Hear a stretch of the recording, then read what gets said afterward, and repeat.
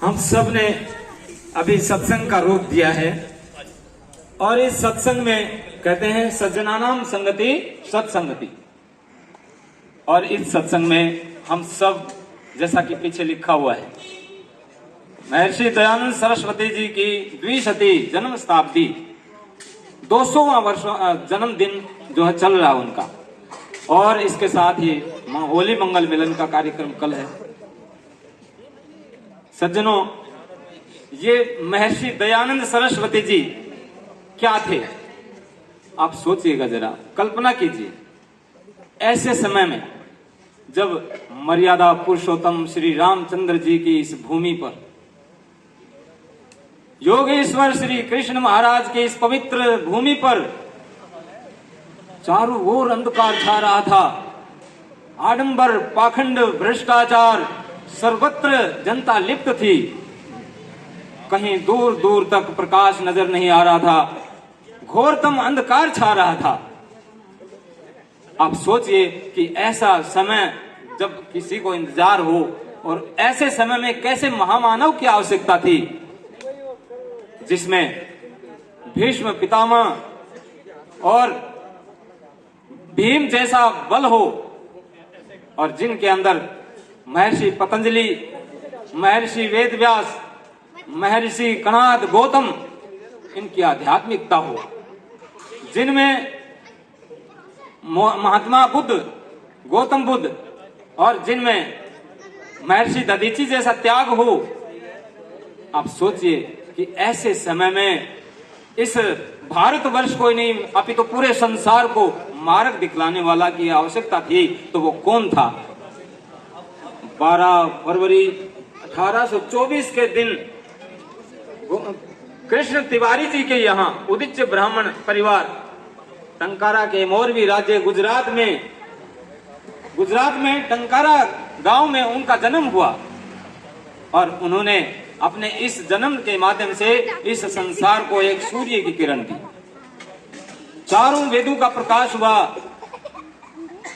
समय आया, जैसे जैसे उनका नाम मूल शंकर रखा गया, और जैसे जैसे वो बड़े होते गए, एक दिन पिताजी ने कहा, बेटा तुम्हें मेरे साथ चलकर शिवरात्रि का व्रत रखना है। क्यों पिताजी, क्यों शिवरात्रि का व्रत क्यों? कहा, वहां शिव जी दर्शन देंगे, शिव जी दर्शन देंगे आपको, आप वहां पूरे रात मेरे साथ आप व्रत रखेंगे। बच्चे के अंदर लालसा जगी, और वह शिव की खोज में शिव को दर्शन करने के लिए मंदिर में पहुंच गए। वहां पर मंदिर में बैठकर देखा भक्त जनों को, वो बालक खुश हो गया, प्रसन्न हो गया कि आज सचमुच शिव दर्शन देंगे। समय बीतता गया, अब धीरे धीरे भक्त जनों को आलस्य आने लगा, नींद आने लगी, और सब धीरे धीरे सोने लगे। लेकिन जिसके मन में लालसा होती है किसी चीज को पाने की, कहते ना कि सपने वो होते हैं जो सोते हुए देखते हैं, मगर मैं कहता हूं सपने वो नहीं होते जो सोते हुए देखते हैं, सपने वो होते हैं जो सोने नहीं देते हैं। शिव कहे मत सोच तू, शिव कहे मत सोच तू, क्या है विधि का लेख,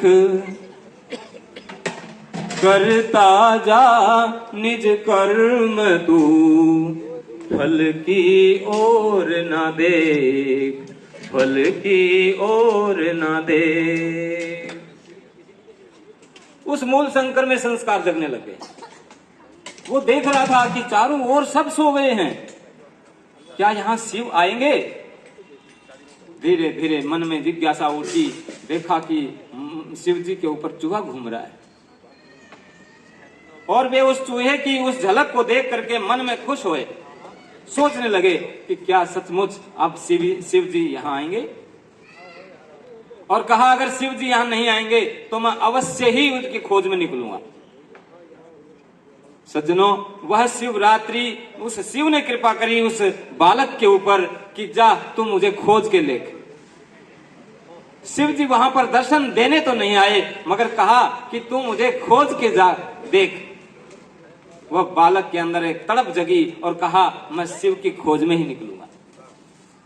जंगल जंगल भटकता रहा, एक कुटिया दिखाई दी। उस कुटिया को जा करके जब खड़खड़ाया तो अंदर से आवाज आई। कहा कौन? जब कहा कौन तो बाहर से भी आवाज गई। कहा मैं यही तो जानने आया हूं मैं कौन हूं। गुरु को शिष्य मिला, शिष्य को गुरु मिला, और तब जाकर के जब उनकी शिक्षा आरंभ हुई तो कहा बच्चे तुमने पढ़ा क्या है?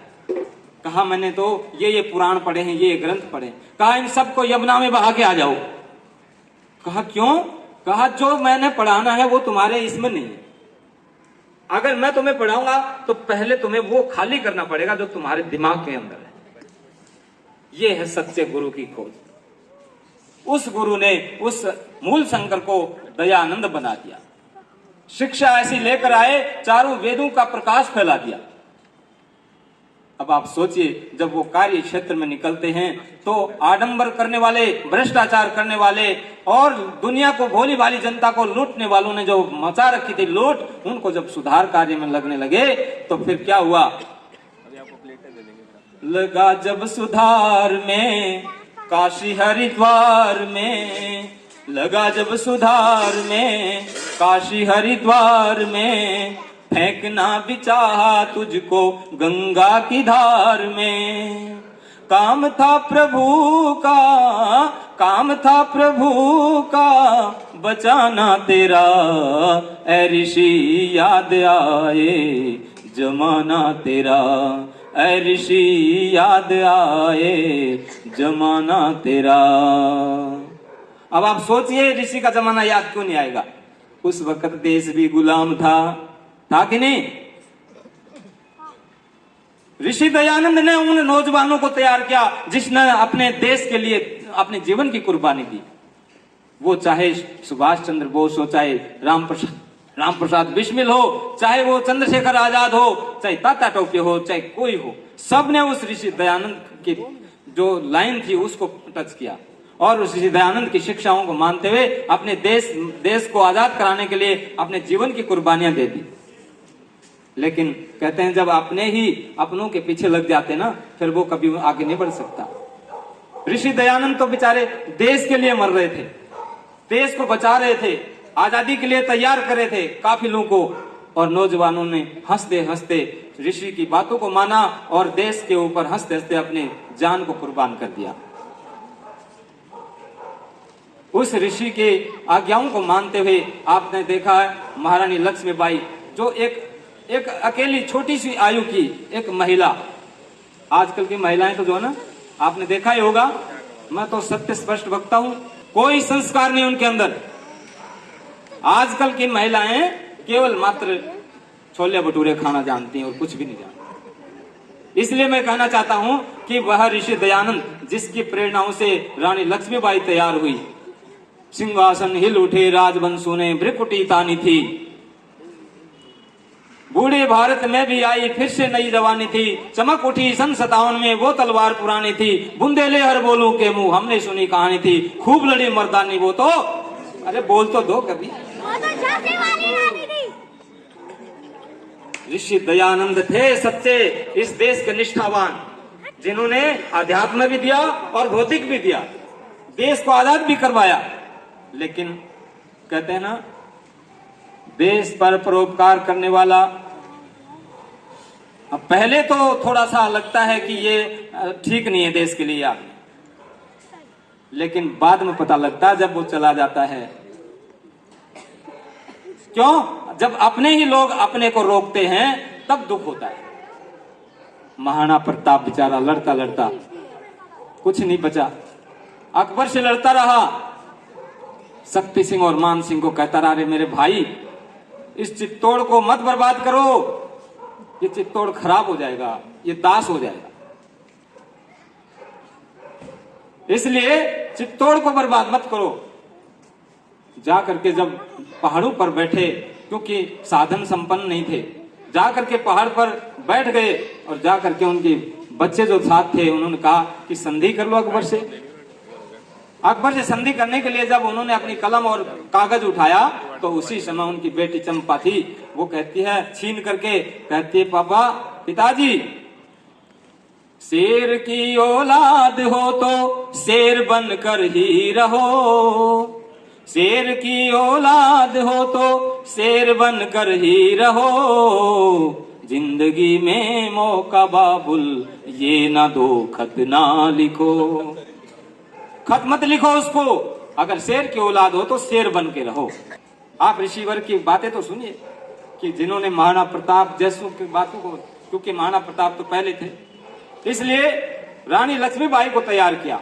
और लक्ष्मीबाई के बाद जब आपने देखा ऋषि दयानंद का जब पूरा समय आया तो ऋषि दयानंद को पूरी तरह से रोक दिया गया, मारा गया, उसको पत्थर खिलाए गए, कांच पीस के खिलाया गया।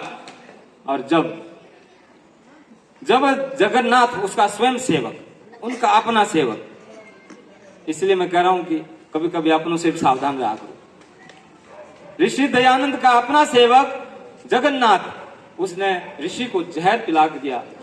जब शरीर में फैलने लगा तो प्यार से बुलाया, बोला बेटा सच बता दे, सच बता दे। बोला क्या बताऊं, जो कराना था जिसने करा दिया, मैंने आपको जहर पिला दिया। तब कहने लगे जख्म इतने दिए फिर सिले ही नहीं, जख्म इतने दिए फिर सिले ही नहीं, दीप ऐसे बुझे फिर जले ही नहीं, दीप ऐसे बुझे फिर जले ही नहीं, व्यर्थ किस्मत पर रोने से क्या फायदा, व्यर्थ किस्मत पे रोने से क्या फायदा, सोच लेना कि तुम हम मिले ही नहीं, सोच लेना कि तुम हम मिले ही नहीं। 500 रुपए दिए उसको और कहा जा नेपाल भाग जा, नहीं तो तेरे को मेरे अनुयायी पकड़ करके मार डालेंगे। अब आप सोचिए कि ऋषि की जीवनी कहाँ खत्म होती है, कहाँ से शुरू हुई थी। सारा जीवन, सारे जीवन में उनके तन्हाई मची रही, मगर देश के लिए वो डटे रहे, कभी घबराए नहीं। अगर घबराए तो देश के लिए घबराए, अपने लिए कभी नहीं घबराए। ना उन्होंने अपने लिए कोई भवन निर्माण किया, ना कोई संस्थाएं बनाई, वेद शास्त्र हाथ में लिए और दुनिया को तैयार किया। आज मकान पक्के हैं मगर रहने वाले बड़े कच्चे हैं। संस्कार वो है नहीं जो ऋषिवर ने दिए। बच्चों को जो संस्कार देने चाहिए, जहां पर बच्चा गोदी में होना चाहिए वहां कुत्ता बैठा हुआ है, उसको कुत्ते को बैठा रखा है, और जहां पर कुत्ता होना चाहिए वहां बच्चा घूम रहा है। तो इसलिए कहा गया कि जब ऐसे अन्न और ऐसे ही मन होंगे तो जीवन में कभी भी आगे देश नहीं बढ़ सकता। जहां पर देश के युवाओं को शराब आदि पिला करके अगर बर्बाद किया जा रहा हो, उस देश का भविष्य क्या होगा। ऋषि ने खान पान से लेकर रहन सहन सारे संस्कारों की व्यवस्था की है और फिर अपने जीवन को उन्होंने उस ऋषि को समर्पित किया है। मैं बहुत दुखी मन से कहता हूं कि ऐसे ऋषिवर कभी शायद नहीं मिलेंगे, लेकिन उन्होंने जो दिया है ऐसा देने वाला भी कभी कोई नहीं मिलेगा। इन शब्दों के साथ बहुत धन्यवाद। ओम शांति शांति।